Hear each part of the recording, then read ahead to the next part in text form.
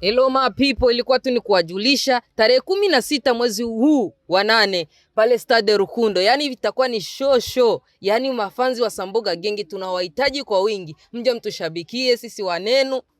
Wanenu hivyo wanenu. Sasa unajua pitakuwa wasanii wengi. Pitakuwa MB Data, pitakuwa Estanishi, pitakuwa Roy Anita, kama ni Roy wa Anita hivyo atajijua kokona balaa yake. Sasa kwa hiyo yani mambo yatakuwa ni mengi na Sambuga Gengi itakuwa iko pale. Yani ni unyama mwingi. Yani ukipitwa hiyo siku utakuwa umeomba siku zote ze unajua pishaga kuwa show hapa duniani. Yani hiyo siku uje tushabikie.